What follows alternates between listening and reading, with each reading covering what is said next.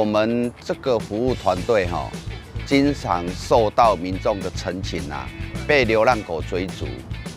或者有人弃养流浪狗啦，我们经常受到这样的投诉啊，民众希望我们检举，我们能不能拿出具体的方式？我来找地方，我把这5个地方找出来之后，确定在这个地点一定要有一个很大的经费来挹注来支持，才有办法。所以我们商讨了之后，就确定了说没有问题，那大家一起同心协力来推动这个原本市政府就有想要做的一个既定政策，来协助市政府把这件事情做好，在人和浪之间取得一个平衡点。这个本来就是每一个人要有的责任，你光给行政单位，他们没办法去容纳这些的工作那么大量。所以我还是呼吁，不管是地方的里长、邻长，甚至是地方的动保团体，各方面大家要共同来努力。我想，流浪动物是大家共同的一个普世价值，怎么让它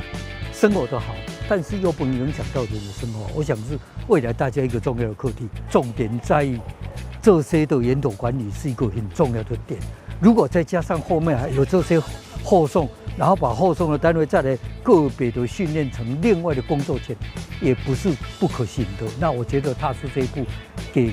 全国各县市的有一个好的榜样。这里是2公顷，大概我们现在先一半的一个状态去做我们那个暂支区，大概可以容纳200只。那未来如果有机会的话，我们会再有经费的话，可以再扩大。那这个环境的话，大概这200个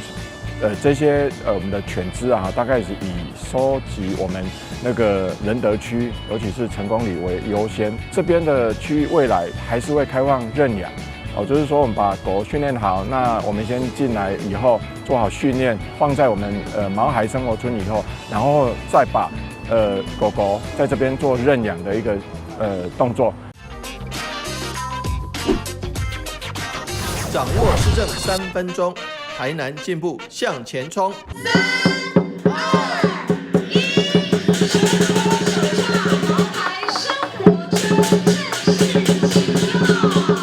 2、1，近年来不管是台南市还是其他各地，都有频传有一些浪跟人产生一些冲突的问题，甚至咬伤人类，咬伤市民朋友们，或是咬伤这个动物的这个部分频传。每次这个大家都非常关注这个议题。那也感谢议会的支持，我们设置这个毛孩的临时收容所，能够让这个毛孩有一个比较舒适安全的家，也不用每天在外面流浪，甚至为了食物或是为了其他的情形来攻击人类或其他的动物。那我们未来还是持续在各地方来找寻动物的临时收容的地方。以这个仁德生活村来讲，我们是主要是第一个首要是收容仁德地区的浪，其次是收容新丰区的浪。如果还有空间的话，才有考虑其他的地方的浪的收容。我想台南市的土地面积是2192平方公里，没有理由找不到其他的这个收容浪的地方。大家既要能够减少浪在街头上对人所产生的威胁，但是又要找到地方。那这点我们是希望市民朋友多支持。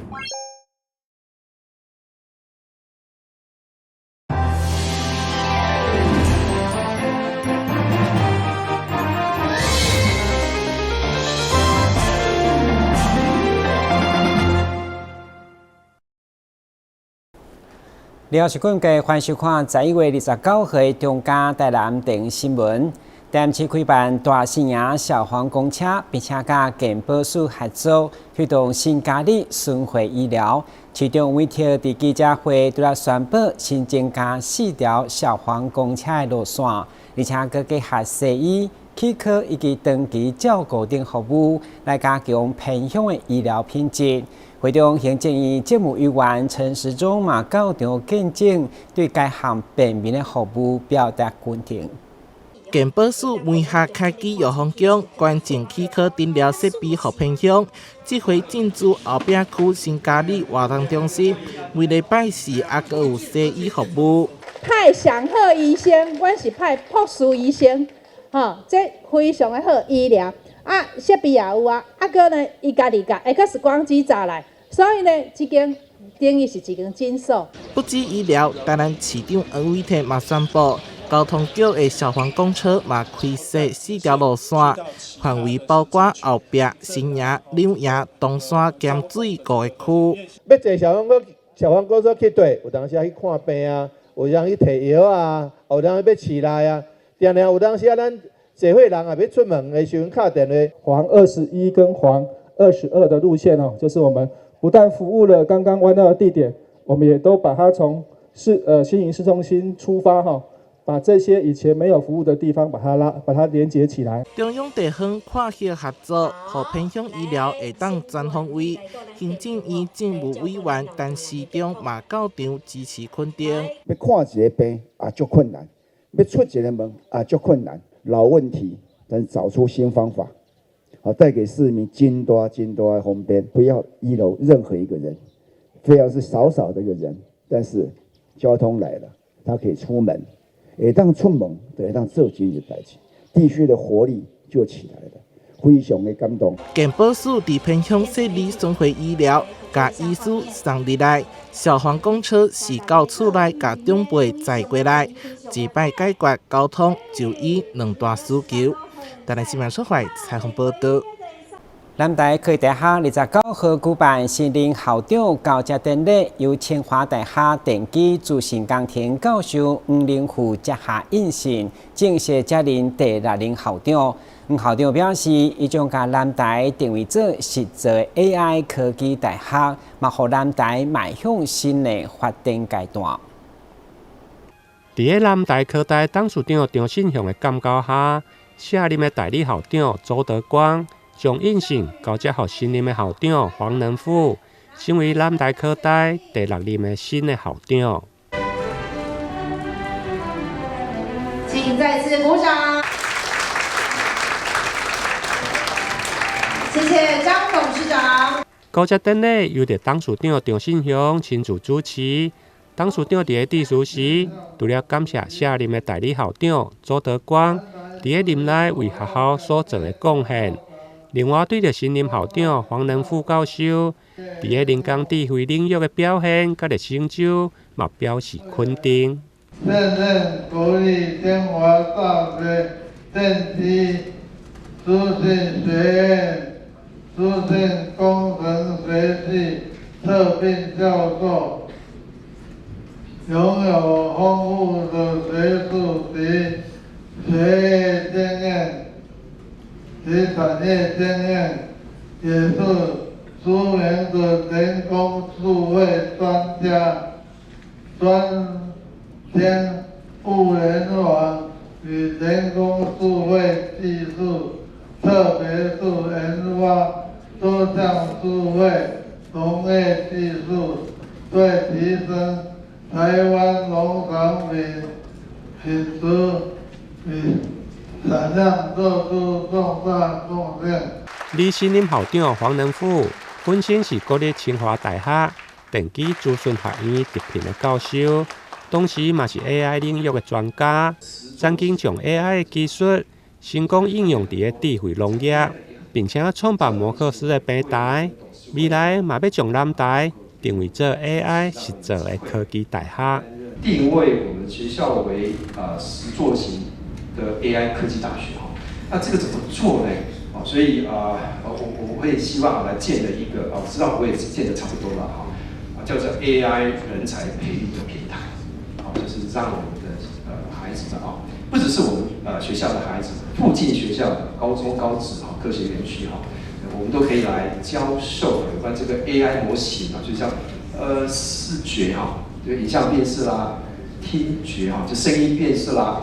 甚至嗅觉甚至触觉这样方面的 AI 的模型我们会打造一个平台让我们的孩子们或者工程师来真正的做过 AI， 做过一次胜过你读过好几本书啦就是真的让他们来做实作那我们把这个平台打造出来。上午的交接典礼包括总统赖清德、副总统萧美琴，嘛拢特办贺电来祝贺。现场出席的还有南大科大的董事、统一企业董事长罗志先、校友总会以及产官学各界超过200位的贵宾到场，场面盛大。台南新闻林根采访报道。今年庆祝台南400嘛是郑成功诞辰400天，为了凸显郑成功甲府城密切的姻缘，郑成功祖庙对年初到年尾办真济大型活动，而最后尾声活动就是12月7號、8號2天，將首次舉辦開台3聖巡遊府城，甲台南夜成功盛景。29號記者會中，嘛邀請400位民眾報名與神同行。為了向鄭成功做禀報，12月7號、8號2天，在台南400尾聲將舉辦開台3聖巡遊府城以及台南夜成功圓滿盛景等重頭戲，別方盛行上香典禮，祈求平安順利。因為1624年台灣加入大航海時代這當，就是鄭成功誕生，所以慶祝台南400加成功400，這是必然的組合。嘛，互界廟對年初到年尾到底上千萬，要來記錄這個榮耀歷史。趁着這個400天吼，會當舉這個開台3聖，來巡遊府城吼，會當安尼講吼，鄭成功雖然講對台灣這個貢獻足大，毋過伊佇台灣較7天外爾咧吼，其實20天來攏是地經佇台灣咧經營安尼吼，所以講佇咱台灣的古蹟80%攏是地經來完成安尼吼，鄭成功地經雖然講佇台灣咧經營，毋過單英華嘛出足濟咱咧吼，所以講鄭成功、鄭經、單英華或者台灣開台3聖安尼吼。台南400百事成功這樣子的一個繞境巡遊的一個儀式，我想相當具有意義啦哈。那鄭成功在大航海時代的時候，是一個重要的在世界上面舉足輕重的一位人物，那也象徵我們台灣跟國際上面接軌。歷史上面交流一個很重要的一個過程。鄭成功祖廟結合李王廟櫻花宮所舉辦的開台3聖巡遊府城，嘛是360天後鄭經會見父親，明靈景王會五會的重要儀式。別方都來邀請400位民眾報名與神同行，會燒送成功紀念簿等好禮。到時也有成功特色相關的展售發表會，讓互民眾滿心期待。台南新聞阮吉採訪報道。一名58歲女士因為下海後邊的喙齒腫痛，到市立病院掛號，結果發現是第2後層的喙齒筋攏腫起來。醫生表示，因為該個案的喙齒本來就較無較好，後來是用一款纖維根針的手術，才保調喙齒並解決痛痛問題。一般喙齒痛原因有皺起、牙周病或者是齒裂等。通常伊着皺起造成的痛痛才請看的。如果皺起的範圍太過大，影響到神經，通常需要根管治療的介入，也就是俗稱的抽神經。台南市立病院齒科部醫師李孝維表示，雖然目前傳統的根管治療成功率有90%以上，但對着第一階根管治療失敗，再次治療的成功率嘛會下降。因此，根針的手術嘛是一種治療的選擇，尤其是唔是有用纖維針，成功率嘛有50%的差別。這個廖小姐是，她的其實這個牙齒根管重新治療已經處理過一次，所以她在根管治療部分做了很多次。那她的假牙的品質也還不錯。那她無法再用根管治療去處理的情況下，用手術對她是比較適合的方式。而且其實她比較緊張，所以如果多次的來診，可能會讓她很有壓力。所以就選擇用手術一次解決他的問題。本身的假牙做的品質還不錯，那評估把假牙拆掉可能會嚴重的損傷這個牙齒，或是當這個牙根是沒有辦法用一般根管治療在處理的時候，就可能考慮用手術去處理。那顯微鏡能夠輔助醫師，讓他能夠比較清楚的看清楚這個牙根的狀況，能夠判斷牙根有沒有裂開，那是否適合做這件手術。那手術的傷口也會比傳統的手術方式更小，對，成功率會更高。对，所以根据研究统计，有没有用显微镜的成功率大概是50%的差别。医师表示，根尖手术嘛不是所有的病患拢会用使用，手术前必须要评估患者的病灶是不是影响到鼻窦或者是下颚的神经。如果伤接近神经，还需要做减压，避免造成面部或者是嘴的麻痹。台南新闻林英根采访报道。中央新闻在基隆，中嘉新闻在台北，中嘉新闻在新北，中嘉新闻在桃园，中嘉新闻在台南，中嘉新闻在高雄，忠实呈现最佳新闻。每周六下午1点，请锁定高雄都会台中嘉新闻周报，带给您最在地的观点，最有人情味的报道。台湾好新闻就在中嘉新闻周报。台南市经济发展局辅导地方产业创新有成，113年创造2亿7千万的产值，其中有一天日前特别颁奖表扬10间年度研发绩优的厂商，并且在创新有成基地已听出业者的研发成果。今年针对地方产业升级转型，提下研发计划优良的10间厂商，嘛创下2亿7千万的产值，增加69个就业机会。根据了解，研发局对县市合并开始，就辅导地方产业创新，到达已经补助930个案，导入超过7亿3千万的补助。政府局除了为 SBI 中小企业协助，我嘛提供一寡因的创业贷款的部分吼，互因会当更较有能力来向前行吼，这个部分我们可以持续来努力，嘛帮助咱的中小企业会当更较进步，会当互因会当起来。会中市长吴伟天嘛针对10大绩优厂商予以颁奖鼓励，期待透过成功案例展示，鼓舞更较侪企业来找出新的可能，进一步拓展国内外市场，拍世界杯，成为台南之光。整个节能减碳以及资源永续这个概念正在我们中小企业获得落实，这是我们非常非常感谢他们的哈。那也希望借着这样的一个成果，我们持续在营地再努力下去，能够让更多对环境友善的中小企业，以及他们能够成为将来培植成为台南的独角兽，那也能够成为展翅高飞，不仅是瞄准台湾市场，而且也是能够打亚洲杯，甚至打世界杯，能够成为另外一个台南之光。会后，市长吴伟天嘛伫创新育成基地，伊提出业者说明研发成果，政府甲民间合作，持续带动地方产业升级转型。台南新闻阮吉采访报道。嘉南苗栗大学参与系参加第6届印尼国际杜艺比赛，表现相当的抢赢，总共摕下2面金牌、3面银牌甲1面铜牌。其中，带队老师曾凯勋以台湾特色食材来做开胃菜，嘛成为第1摆伫该比赛摕下金牌的台湾选手。乌鱼子用喷枪烤到表皮金黄，帝王蟹则是用稻杆做烟熏，连黑尾鱼上腹肉也包裹上芝麻，增加香气和口感。搞刚的食材组合在一起后，就是一盘台湾味十足的开胃菜。佳肴餐旅系师生在印尼国际厨艺赛中大显身手，总共获得2金3银1铜以及6项佳作，相当的有层次。那这个也是拿到一些好的评价。我选用的是 M9 和牛，还有这个和牛的牛甲，还有这个牛小排。这3个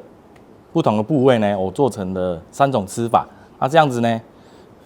我的主菜就有丰富性。带队老师曾凯勋一口气拿下2面金牌，用牛肉做主菜，做出这道 M9 坚果菲力衬和牛夹佐青豆慕斯。学生们也端出澳洲板腱牛配红酒牛骨酱汁与牛肉球，以及香煎牛菲力佐牛骨肉汁搭配蔬菜双色意大利饺，受到评审的青睐。这次评审非常大的这一个回响非常的认同也非常的这个赞叹我们这个台湾的这个竞争者们能够做如此的食材的巧妙跟搭配这个也是我们很重要的一个获奖的这个因素。台上1分钟，台下10年功了。我们看到金牌的后面都有非常深远而且深层的这个练习跟辛苦。在国际舞台上拿下杰出的成绩，校方给予大大的肯定，也鼓励学生透过挑战自我来提升实力，成为餐饮业的未来之星。记者宋怀谈的报道。为伫暖暖有一间重视地方创新甲推广绿色环保的餐厅，头家娘是对大陆来新住民，所以菜单当中特别引进伊对故乡浙江的传统美食炭烤烧饼，这嘛成为家人市唯食会到的口味，所以嘛互议长专工来捧场，甚至学看要安怎做。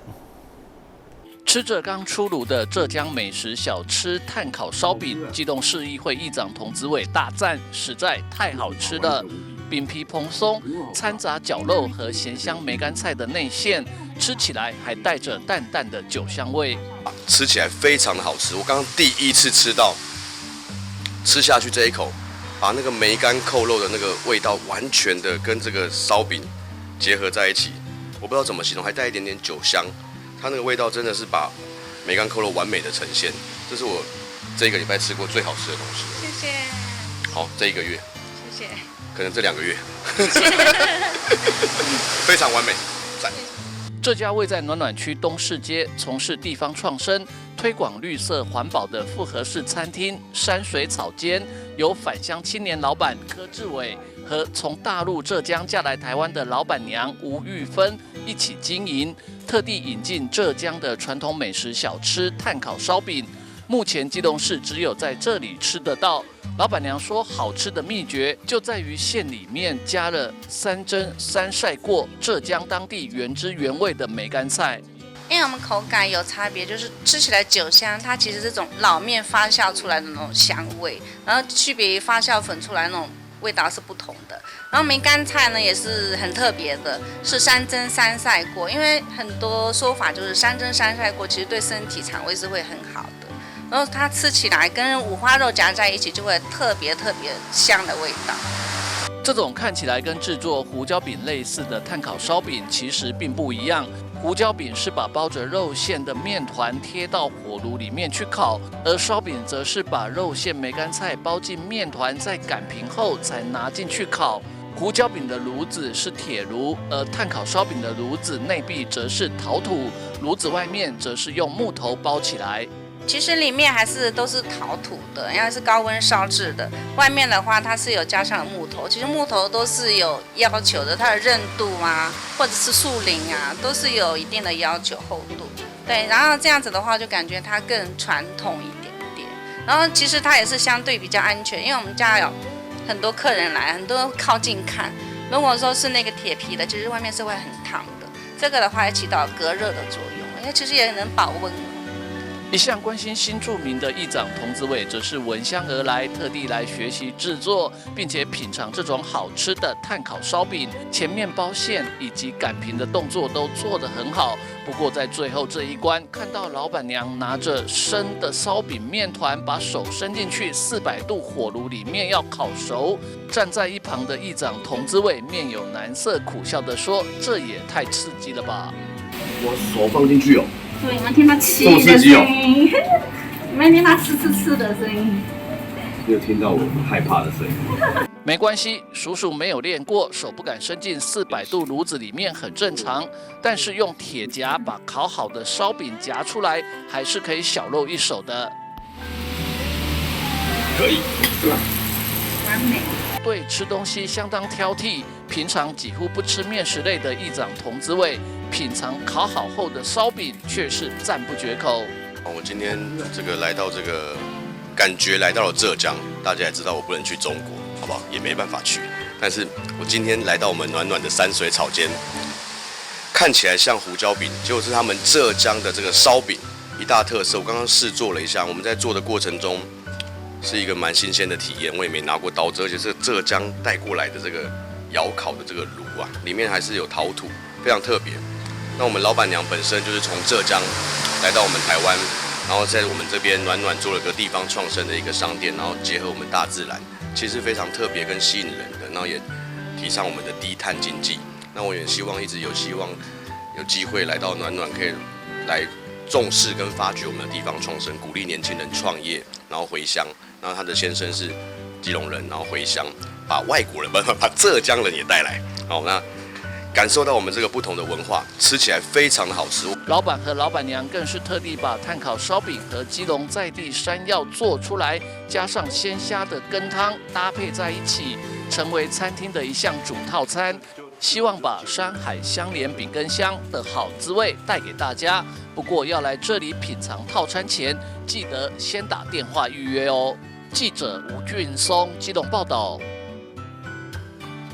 高雄市高山有特色景点龙岩猎泉，因为连续风台炸裂雨量，较大也过来雾水，吸引真侪游客眼光。不过因为第3摆改造是以景观加生态保育为主，取消会当生水的所在加掘水道，也让游客感觉相当可惜。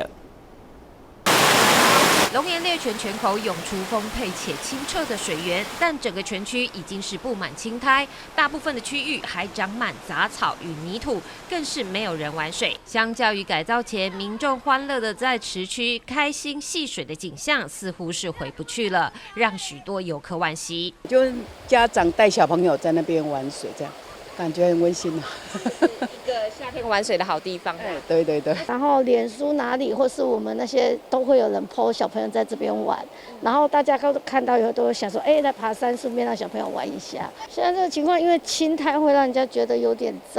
脏会让人家去觉得怕会有细菌还是怎么样的问题，比较不敢下去啦。我比较喜欢以前。龙岩猎泉属地下涌泉，非常态性涌水。以今年为例，7月凯米台风之前，猎泉就干枯了将近2年。因此，过去当猎泉涌水时，游客都是1传10，10传100，把握时间前来猎泉戏水。但不分昼夜的嬉闹，也造成周围居民困扰。110年，在地方的建议下进行第3次整修，就取消戏水滑道与泉池区。反正不用玩水，然后有水这样也可以。对，也可以。白天也吵，半夜也吵，1、2点也吵啊。有的人他差不多11、2点，他大夜班下班了，来这边玩了。整天整个暑假都是这样啊，里民不得安宁啊，一直跟我反映啊，所以我才跟上面一直反映，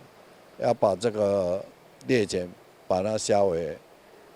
修改一下，改建成是可能比较适合观赏或者植物富裕方面的。对，玩水是没办法玩水啦，如果在旁边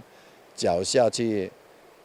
泡一泡可以啦。现在则是采生态富裕工法，避免种植各式植物加以美化。底下大泉池区自然生长水草，富裕水生昆虫与动植物。但这样的工法，当地居民抱怨，过去2年当地登革热案例增加，今年风水期蚊虫一样多。枯水2年就有登革热，更何况是有水，上面还是会积水啊。你想想看，枯水这边没有水，上面就已经很多登革热。如果有水，这边有水，上面有水，就更多登革热。这一次整建后，观光局有设定龙岩猎泉开放时间，从11月至明年5月将封闭清水阶梯。届时，即使猎泉仍持续涌水，为了避免民众在池内滑倒，也不能下到泉区。记者吴佩珊高雄报道。感谢收看11月29日中嘉台南电新闻，我是顾文杰，咱再会。